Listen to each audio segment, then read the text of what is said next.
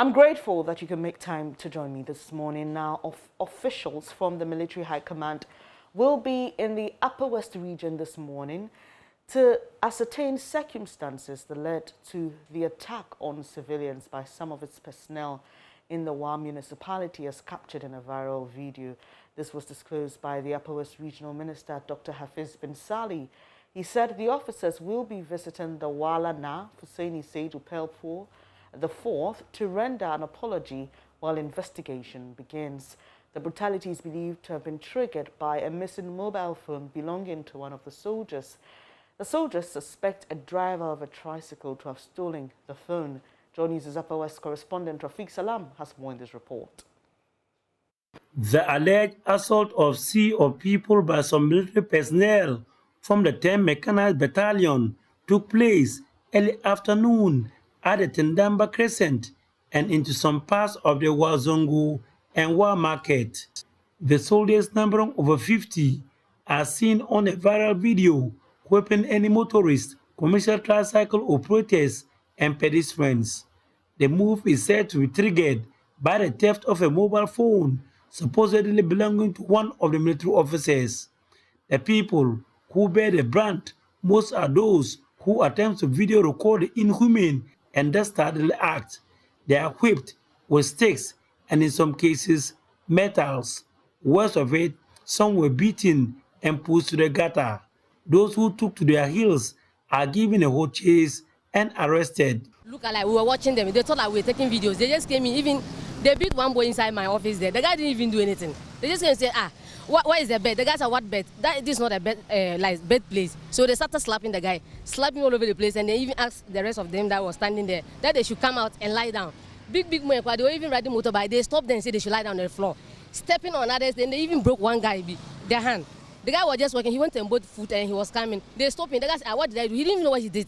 For those they failed to arrest, any person they sighted in the vicinity are either whipped with a long stick or battered down with their boots. We were lying down and people were beaten mercilessly. Who gave the authority to do that? We are indeed citizens of this country and we are willing to go by the laws in this country. But we can't tolerate some of these things. Enough is enough. A goat doesn't bite, but when it goes down to the root, a goat do the biting. 29-year-old vulcanizer Gafur Mahama heard loud noise outside the soccer bed center on the Tindamba Crescent, and in his attempt to peep to see what was happening and carry the wrath of the soldiers. He is now hospitalized, suspected to have now developed a fractured thigh. Another, who was also a victim of the military brutality, is Clotis Awuni, public relations officer of the Upper West Regional Coordinating Council. So when I filmed it, some of them saw me filming it. So they head towards our vehicle. They were saying that you are filming us. Who is filming? Why are you filming us? And I said, oh, before the NADMO director could talk, they dragged him out of his car, collected his phones. They collected the NADMO regional director's phone and dragged him out of the car. They asked for me. When I turned to look at the other side, they held my shirt, pulled me out of the car.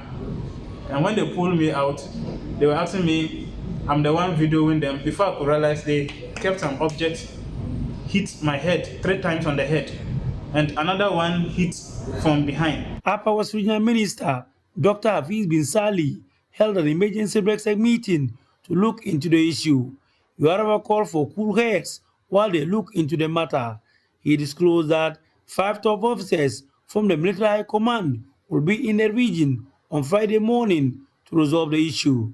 I've already had a conversation with my brother, the defense minister, and he has indicated that a 5-man delegation will be here in the Upper West region from the Military High Command to come and then apologize to the Wana and other traditional leaders of the region.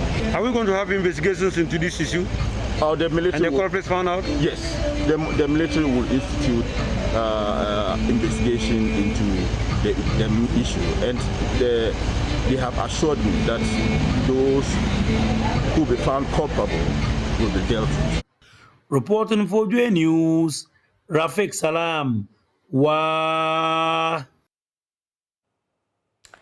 So let's head to Wa this morning to find out what the mood is there. Rafiq Salam joins us. Hello, Rafiq. Good morning to you. Hello. What's the mood in Hello, Wa? Dennis. The mood in Wa is something of a calm. It's on easy calm, and what the people are prepared, or they are preparing to meet the top high-ranking military officers who are scheduled to meet the traditional rulers and on some opinion leaders in the Wa Township. As I speak to you now, I'm currently at the forecourt of the One House Palace, where the meeting is expected to take place. And so the people already have started arriving. I've seen the Yarana arriving with his delegation, also the Upper West Regional Chief Imam.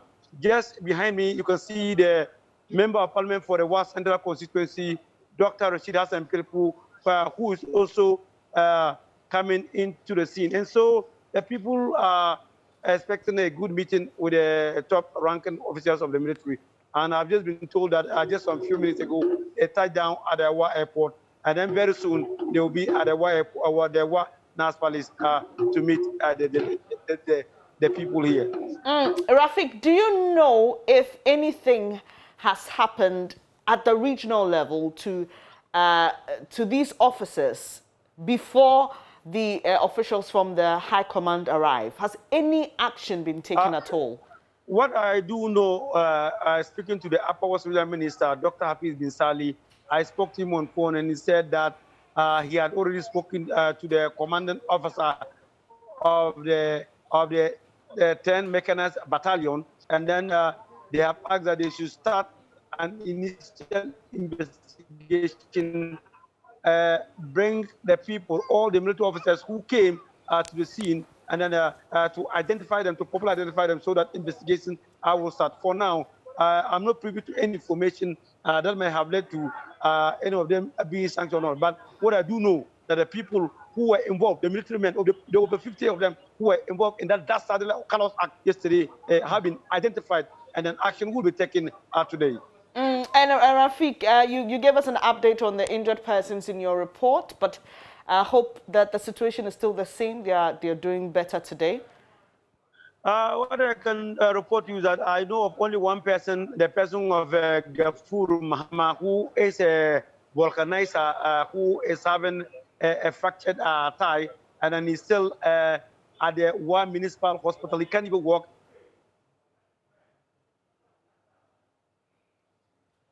Too bad, Rafiq. I think we lost your sound there. If you can unmute so we hear what you're saying.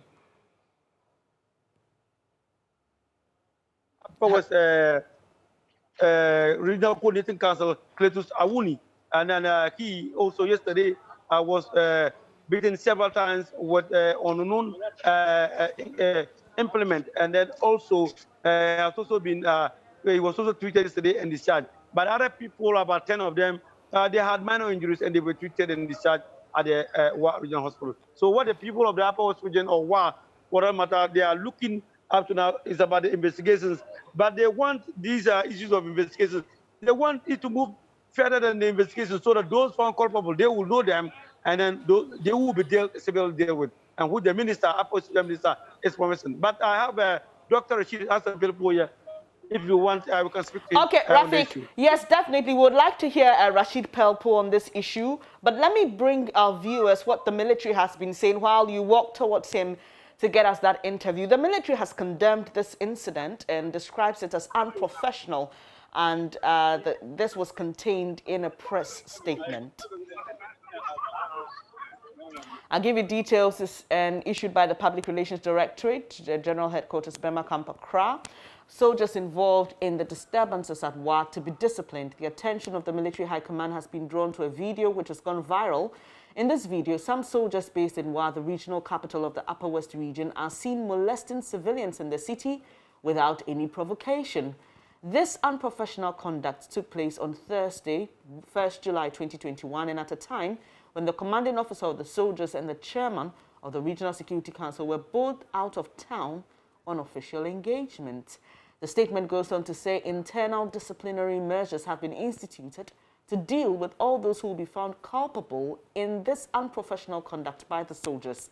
In view of the seriousness of the matter, the Chief of the Army Staff is leading a high-powered military delegation to Wa to meet the traditional and opinion leaders to find an amicable way of resolving this unfortunate incident. The delegation will also explore means to assuage the anger of the people and promote good neighborliness. The Ghana Armed Forces once again wishes to assure the people of Wa and the general public that their safety is paramount at all times. As such, would not condone, I beg your pardon, any unprofessional conduct by any member of the force. And that statement is signed by Colonel Agrikwashi. He's Director of Public Relations of the Ghana Armed Forces. So some reactions to this. Security analyst Emmanuel Bombande regrets that the military often gets away with impunity. He's demanding that the public is made aware of the outcome of every internal investigation concerning the officers who perpetrated the acts, and also the public is made aware of the sanctions meted out to them. He spoke on the AM show. The military get away with impunity, and so they will continue to be indisciplined and unprofessional, as we saw them beating people in the Upper West regional capital, Wa. I say this because when Ghanaians were horrified to see the military shoot on civilians in Techiman South, the military said they were going to investigate and deal with the circumstances that led to the killing of innocent, or let me put it, Ghanaians who were agitating around issues related to elections. What happened to their own actions of internal investigations? And so one would immediately concede that whatever they decide to do, the public has the right to know the internal disciplinary measures they will take. And not just to say it is going to be internal and they have taken actions against the perpetrators of these abuses and it ends there. Ghanaians would have a right to know what exactly happened. Let's pick up some more reactions to this. And the former senior security advisor for the NDC, Kofi Totobekwache, has also been reacting. He issued a statement. Let me bring it to you. And it says, like many Ghanaians, the events in Ejura in the Ashanti region this week have left me shocked, saddened, and greatly concerned about the present state of affairs in our country. The murder of Ibrahim Kaka Mohammed is a stain on the moral conscience of this country, as is the shooting of unarmed members of his community by supposed military personnel. In both instances, the victims demanded no more than justice and accountability, and in both instances, their legitimate demands were met by lethal violence by the state and its acolytes that cost 4 lives in as many days. Now, these crimes highlight yet again the increasing reliance on violence and brute force as a first resort on the part of this administration, as if we have learned nothing from aspects of our past we would rather not see repeated. Unfortunately, the latest violence is abetted by the same toxic combination of political intolerance, pervasive impunity, and fundamental dishonesty that was responsible for the maiming at Ayasa West Wugon and the killings at Techiman South. It goes on to say the lynching of Ibrahim Kaka Mohammed and the use of live ammunition on protesters demanding justice for his death are but the latest examples of the notable escalation in political thuggery.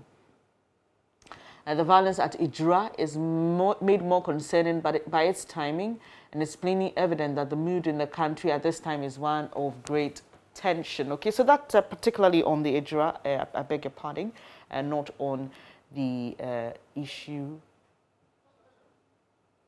in Wa. But let me take you back to Wa. Rafiq Salam is speaking to Rasheed Purple, who is an MP. And hello, Rafiq. Hello, Benis. Yes, sir, we're ready. We're ready for you.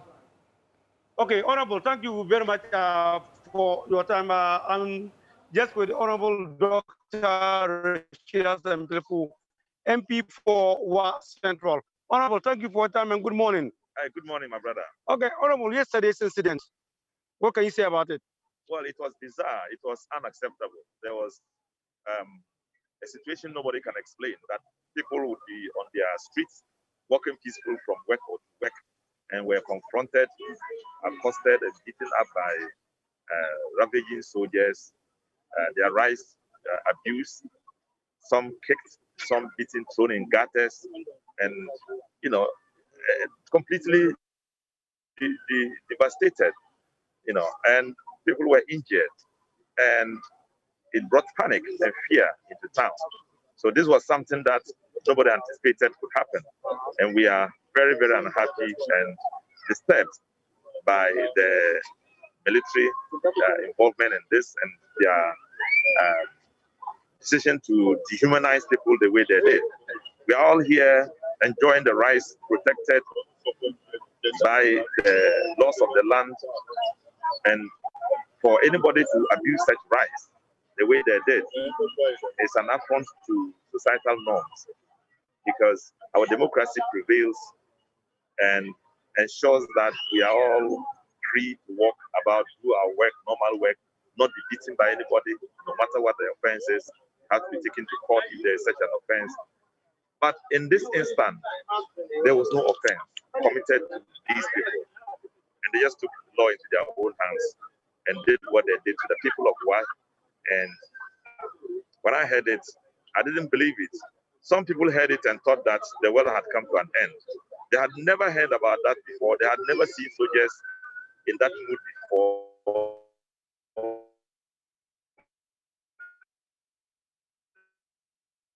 So they imagined that something had happened in Accra, and it was translated here. And lawlessness, impunity, disrespect for human rights must be stopped.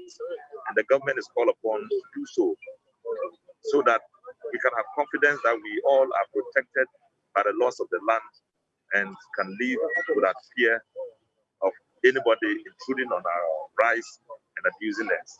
You are here. Very soon, the military high command will be here. What do you expect from them? I expect, first of all, an apology from them. I expect that they would admit that they have done the wrong and would ensure that the people who perpetrated would be punished. I would expect that they would go ahead to assure the people that it will never happen again, that some military people will take the law into their own hands, run onto the streets, and do what they did to the human persons in any place at all, not just in West Central. Destroyed, their lives should not be destroyed because of somebody's anger and disrespect for the law. So we expect that they will do an apology, proper apology. They will take the responsibility to pay the medical bills of those who have been devastated and injured in this process. They will compensate them for what has happened to them, and they will, go back with the assurance that Wa is a place where, when you are being respected, you pay back with respect. Military people go towards their vehicles in places. People look at them and say, well, these are military people, servicemen, they will do so free of charge. They are cordially received in town. And for this kind of response to that, it's a big, big, big disappointment. And I hope that the military will assure us of a restoration of the level of confidence and cooperation that we enjoy between the two of us. Thank you very much. You've heard me speaking to Dr. Rasheed Purple, who is the MP for West Central. He's coming into the meeting where the top-ranking officials, military personnel, are expected to be at Rwanda. The information is that currently they are with the Upper Minister at the Upper Coordinating Council. They will meet him first, and then after that, all of them will come to the Nas Palace to meet with the traditional rulers and then some opinion leaders in the Wa Township. Benis. Right, Rafik, we'll leave it here for now, and hopefully when they're able to meet the WANA, we'll get the fallout of that meeting. Away from WA, the Ministry of Interior has constituted a 3-member committee to investigate the shooting of 2 persons at Idra in the Ashanti region. This comes after President Akufo-Addo instructed the conduct of a public inquiry into the June 29 incident. The committee is expected to investigate and recommend sanctions for persons found culpable by July 9, 2021. Nanaya Ojima has more in this report. Members of the committee to investigate the incident include security expert Dr. Vladimir Enchidanso and Juliet Amwa, Executive Director of Pen Plus Byte, a civil society group. Justice of the Court of Appeal, George Kingsley Kumsin, is chairman, with Marie-Louise Simmons, a principal state attorney, as secretary of the committee. Minister of Interior, Ambrose Derry, made this public when he led security officers on a fact-finding mission to Ejura on Thursday. And I believe that within the 10 days given, ending 9th July 2021, the unfortunate circumstances would be investigated and appropriate recommendations made. Nana, I assure you of the commitment of the government to ensure peace and security in Ghana, working towards the president's goal to make each citizen and each resident feel safe. What happened would be investigated. The minister says the committee will also look at the murder of social media activist Ibrahim Mohammed, also known as Kaka, which is the main cause of the incident. In my view, Kaka's death led to a certain reaction on 29th, and that reaction is what brought about all the occurrences. So there's no way Kaka's death would not be investigated. But that's not taking away the investigation of the CID, which is into the criminal aspect of what is happening. We want to get to the bottom of that. The minister said all fundamental human rights will be respected, especially the right to demonstrate. He, however, insisted the police will be notified when embarking on such exercises. The right to demonstrate is a constitutional right, and we support it. We loved it. Growing up, I demonstrated. And like I said before, a committee of parliament, the young men and women who are demonstrating are our children. And they are the leaders of today and the leaders of tomorrow. What government can do is to engage them, listen to the views that they are proffering, and see how we can use that to benefit the projects that we are doing. And therefore, when the Fix Ghana group came up first, we offered to meet them, even though we thought that the police were not comfortable because of COVID-19. We still wanted to know what their problems were. Not because we wanted to deprive them the right to demonstrate, no. I believe that we'll soon get out of, we're hoping they'll get out of COVID, and you go on the demonstration. We are rather interested in making sure the police protect you, so that no against people can come and cause any harm to you. And of course, you shouldn't cause harm to others as well. So that's as simple as that. Mr. Derry wants the people to support the police and the committee to avert recurrence of such incidents in the future. Meanwhile, the traditional authority at Ejura is pleased with government's response so far. Chief Berima Oseshide II expects government to look at finding a solution to the election-related violence and other forms of violence regularly witnessed in the area. He says efforts have commenced to establish a police division in the area.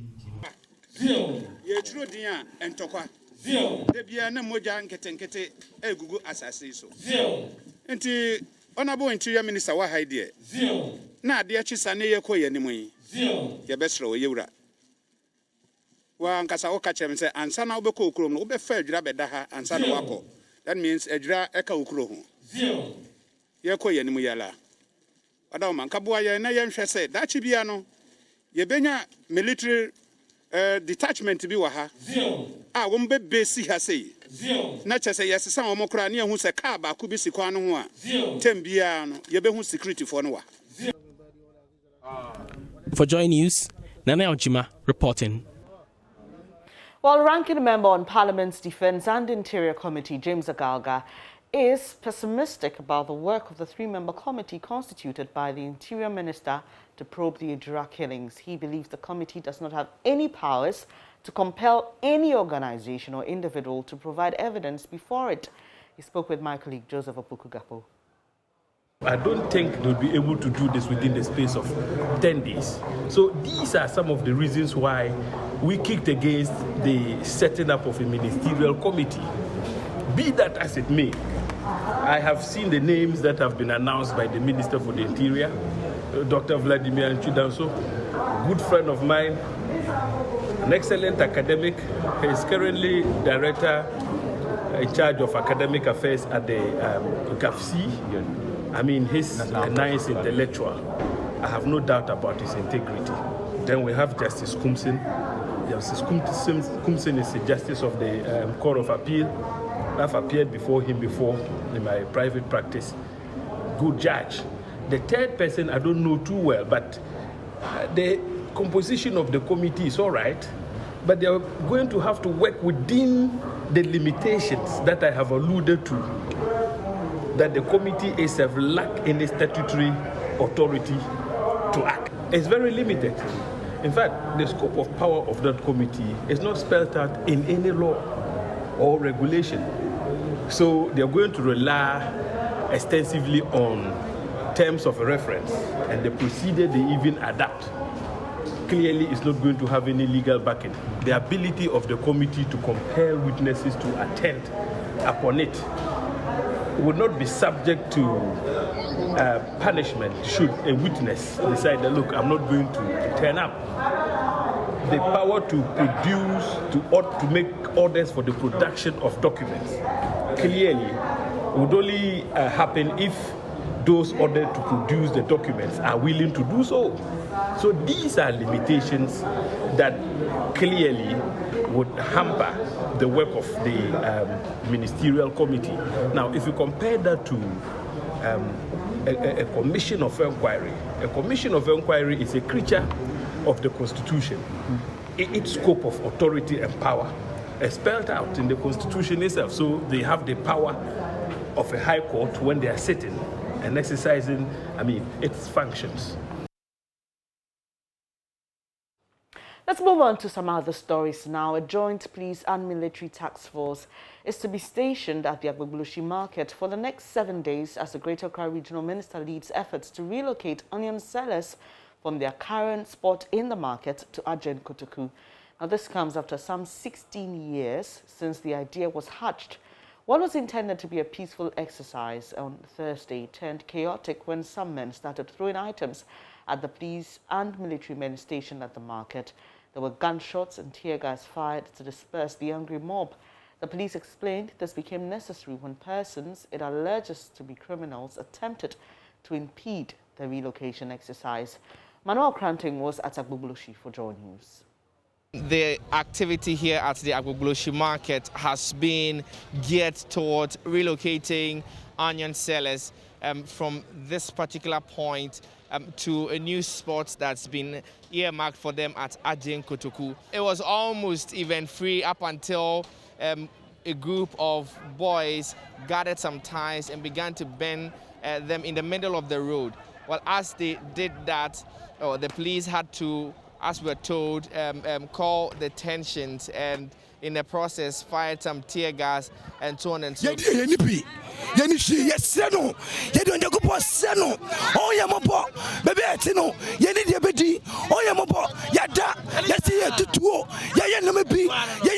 And I've just been trying to speak to a few of the traders here on the stretch that's just been rioted by the irate youth. Well, the police has been dispersing them by the use of tear gas.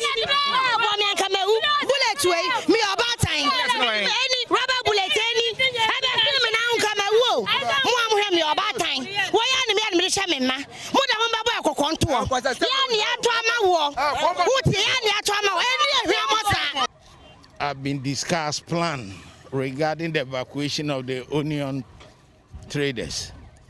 They have fully cooperated, and even they are not here. Currently, they are even setting up at Ajen Kotoku. But it is some criminal elements that want to take advantage of the situation to mar the operation. And as I said, it is a planned operations, and you can see the security forces taking every step to protect traders even at the other side where we are. Now, former Auditor General Daniel Domelovo is calling for a cap on the amount paid as filing fees by aspiring elected public office holders. He believes the high cost of election campaign is one of the causes of public sector corruption. Speaking during the Domelovo Accountability Lectures organized by the Frederick Ebert Stiftung Foundation, he said the National Commission for Civic Education can create a common campaign platform for politicians so they are not compelled to spend more money. Investigative journalist Manasseh Azuri-Awuni was the guest speaker for the maiden edition of the Domelovo Accountability Lectures.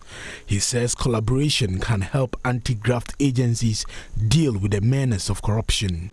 Unfortunately, there have been times that anti-corruption institutions and agencies have been used by the political class against one another. On June 2nd, 2021, an Accra High Court pronounced judgment on the Auditor General versus the Economic and Organized Crime Office case.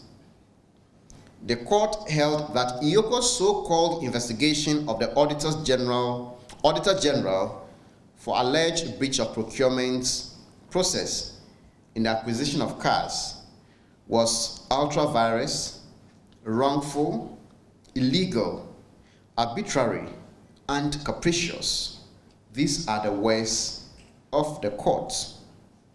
And it is unfortunate that Eyoko would allow itself to be used against another anti-corruption institution.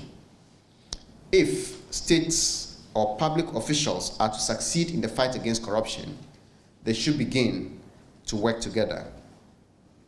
2, collaboration with the media. It is also important to note that a public official who wishes to succeed in the fight against corruption should find credible journalists and media institutions to work with. 3, civil society collaboration.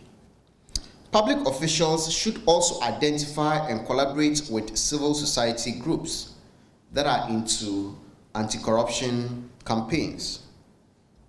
These CSOs may be useful in pushing for reforms and strengthening the hands of the public officials through advocacy.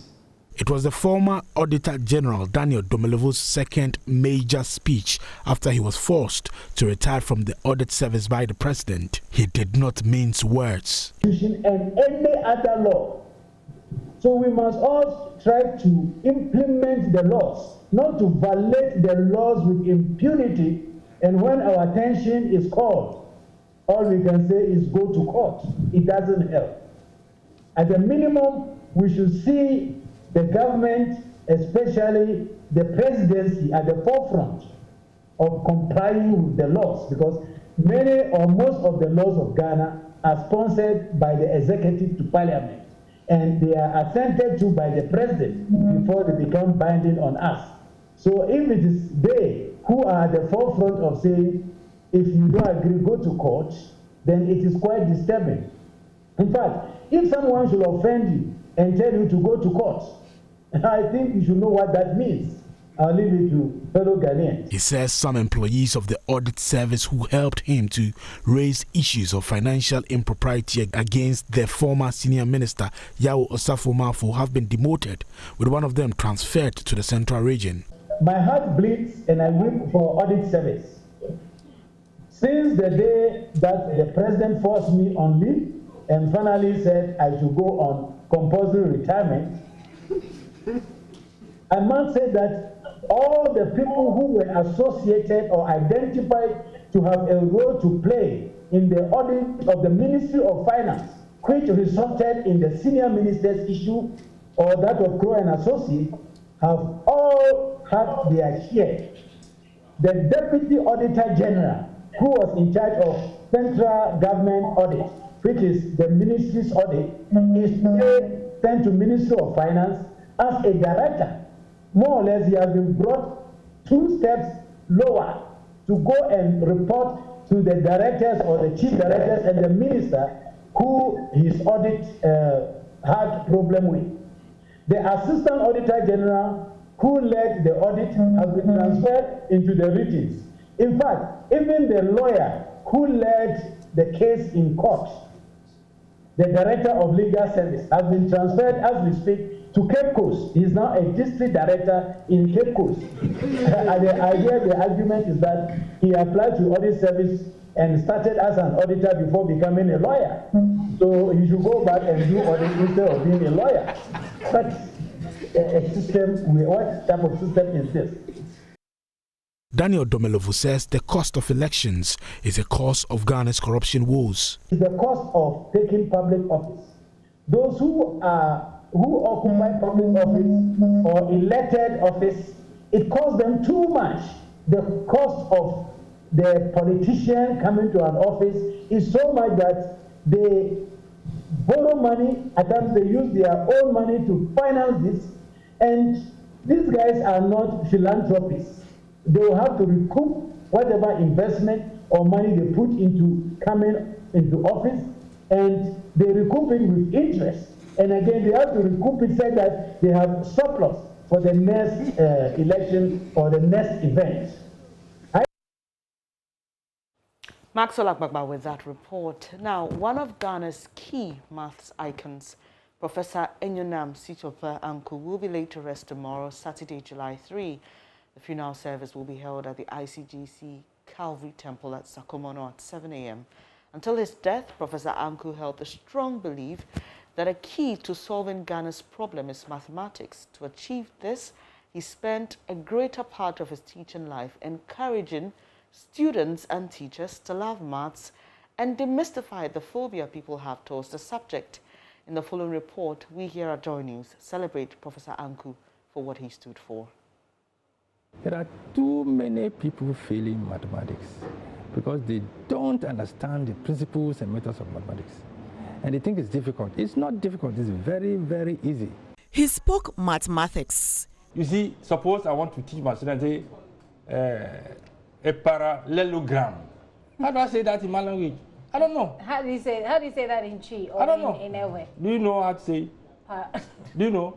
He lived mathematics. His world was mathematics. And mathematics is life.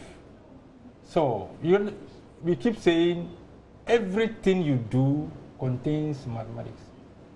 And I want to challenge you before we leave. Give me any area of life that you think there's no mathematics, and I'll show you the mathematics in there. Prof. Sanku was convinced that maths is a major key to unlocking Ghana's development. His focus was not just the students, but teachers and all and sundry. He was very outspoken, direct, and unbending in his argument as far as maths was concerned. How come that we build houses 3-story, 4-story, 5-story? When we try hard 6-story, you collapse it and kill people in Ghana. 6-story, you collapse, you kill people. But you go elsewhere, you go and find 162-story building standing. 162, 300, 200, 100, 120, 110, 120, 130, 140, 150, 160. And add 2, is standing. In Ghana, 3, 4, 5, brrr, 3, 4, 5, brrr, 3, 4, 5, brrr, killing people every time. Why? It is all because of very simple mathematics knowledge that they are not applying. Very simple mathematics knowledge of ratio. Do you calculate the weight of what is going to go to second floor, third floor, fourth floor? Do you calculate it? Look at Amoako, what happened? They're putting the heavy things up. The Amoako disaster. The heavy things were going up. So the structures couldn't carry. So the thing collapsed and killed people. And when they killed people, somebody used the finger, to go and scratch the wall. And was able to use the finger to scratch the wall. Because the ratio of cement to sand to water was not correct. He won't buy into the cliche that students don't like maths because it is a difficult subject. For him, it is the teachers who are the problem and must be fixed. He believed that the manner in which the subject is introduced to students and taught in schools were problematic. Correcting the problem must start with the teachers. Yes, we've trained over 800 teachers from the 10 regions of Ghana here. And when they come, I interview them, I give them tests, and I see the way they respond. Ask myself, are these the teachers of mathematics? If they are the teachers of mathematics, then what are they teaching the students? You see, a lot of them don't understand the mathematics. They don't know how to teach the mathematics for understanding, let alone relate to real-life situations for the students to appreciate, the importance of what they are studying. School children were not left out of his special attention for maths education. The Megasa Academy Maths Camp was a solution center for school children both at the basic and secondary levels during school vacations who had challenges in mathematics. Amid all of these events, the objective stood constant for Prof. Sanku, thus demystifying mathematics to enable students develop love and discard the phobia surrounding the subject. A number of his students have been successful under his leadership. We are going to form a team in our district so that we'll be teaching or impacting the knowledge on children on cluster basis, so that every child in the district will be transformed. If you are that kind of teacher who maybe like shouting at students, or you like making certain comments, you are full, you can't even make it, those kind of things, you make students fear the subject because already there is that notion that mathematics is difficult. The 2 weeks here at Joy News, he was our first port of call anytime we needed experts in maths. He was a regular guest despite his mobility challenges. Beyond the hard issues, it was fun having him in studio. Is there mathematics in love? Plenty of it. How? How you ask a very, very big question. When I come here all the time, I keep talking that people say mathematics is blind. Love is blind, blah, blah. They say all of those things. We have a National Mathematics Day. I presented a lot from here. And that is on the 14th of February every year. The people must show love to mathematics. 14th February is Valentine's Day. People go to celebrate whatever.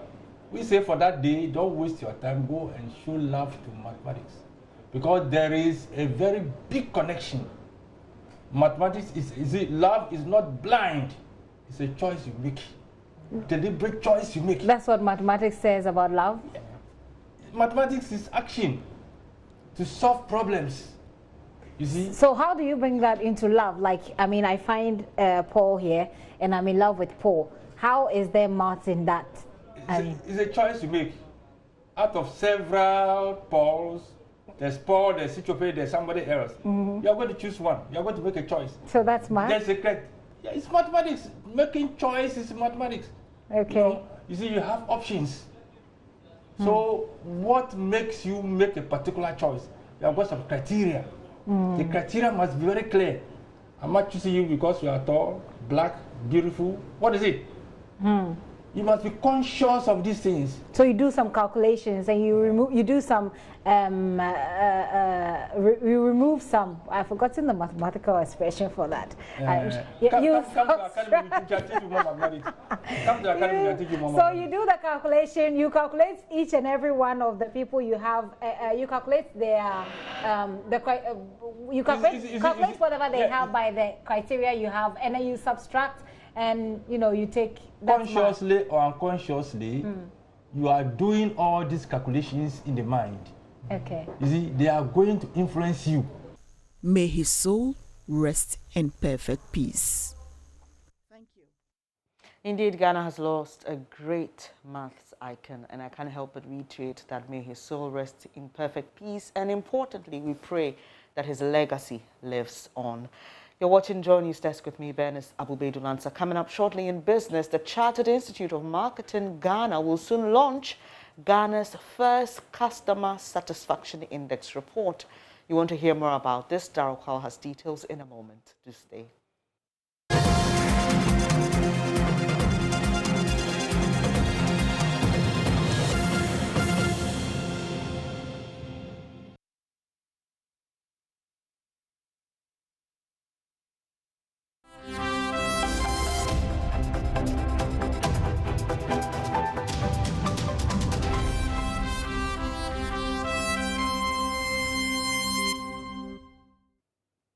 Hello, good morning. Welcome to Business. My name is Darryl Kwao. The Chartered Institute of Marketing Ghana will soon launch Ghana's first Customer Satisfaction Index report. It is also expected to launch the Brand Index project, which will ensure that all regions in the country are ranked based on indices such as peace and beautification by the end of the year. President of the Institute, Dr. Daniel Kasati, says engagements with key stakeholders have reached an appreciable stage to ensure its quick implementation. He spoke at the Institute's 31st Annual General Meeting held in Accra. Here's more. Speaking at the Annual General Meeting of the Chartered Institute of Marketing Ghana, President Dr. Daniel Kasati said the Brand Index project will position the country as an attractive investment destination. According to him, CIMG is ready to contribute its quota to making the country an attractive environment. On the front of research, we have indicated that sometime last year we announced the launch of the Customer Satisfaction Index, which we have started in ENS. I indicated that we are done with the banking. So sometime in July, we'll be inviting you guys to come around as we launch Ghana's first Customer Satisfaction Index report for the nation. We're also planning to launch the Brand Index before the end of the year. As I indicated, we need to do a lot of stakeholder consultations. I have mentioned that we'll be talking to the local government ministry, and we'll also be talking to the tourism ministry. These two ministries are so key because of the nature of the index that we intend to launch. Auditing firm Jonipa and Associates indicated that the institute has kept proper records of its accounts. The Section 137 of the Ghana Companies Act 2019, Act 992, required that in carrying out our audit work, we consider and report on the following matters, and we confirm that 1, we have obtained all information and explanations which, to the best of our knowledge and belief, were necessary for the purpose of our audit. 2, in our opinion, proper books of account have been kept by the Institute, so far as appear from our examination of those books. And 3, the balance sheet and the income statement of the Institute are in agreement with the books of account. Meanwhile, returning officer of the Institute's election committee, Samuel Kwa, declared the results of the new governing council of the Chartered Institute of Marketing Ghana. At the close of the elections, these are the results. The total members who are on good standing happens to be 439. And the number of members who cast their vote happens to be 204. And these are the results of the elections. The following people have been elected as council members. These are Hilda Piasa, Amaje Amwa, and Kwesichre. Alfred Boyan has been elected as National Treasurer. Isaac Sowa has also been elected as National Secretary. Theodore Osei has been elected as National Vice President. Daniel Kazati has been elected as National President. CIMG's first professional marketing examinations will come off in September this year. Now, the Ghana Enterprises Agency has begun engagement with stakeholders on how the 145 million cedi grant for SMEs to support their COVID-19 revival will be disbursed. This follows the opening of applications for the program by the agency and the Ministry of Tourism for operators in the creative arts industry. Chief Executive Kosiyanki Aye has been speaking to Joy Business on the disbursement process in the following report. The new 145 million cedi grant launched by President Akufo-Addo is targeted specifically at the small and medium enterprises that were affected by the impact of COVID-19 pandemic. As part of the processes to disburse the fund, the Ghana Enterprises Agency has been engaging business associations and some SMEs on the grant program. According to Chief Executive Kosiyanki Aye, the fund will be used to take care of SMEs, the tourism sector. There are two segments. The tourism is also part of the business of the fund that NBSSI SI is implementing. So we will be implementing the tourism fund as well under the Ministry of Tourism. We are under the Ministry of Trade, though, but we will be. So if you realize the application process is through the Ghana Enterprises Agency platform. So under the tourism fund, we'll be looking at businesses in the tourism sector who need access to funding support. As you are aware, the tourism sector has been highly impacted, as the minister said. And so at a time like that, there's funding that has been earmarked specifically for the tourism sector to support them also build the businesses or sustain the businesses at a time as this. And that's your business update. The news continues after this break.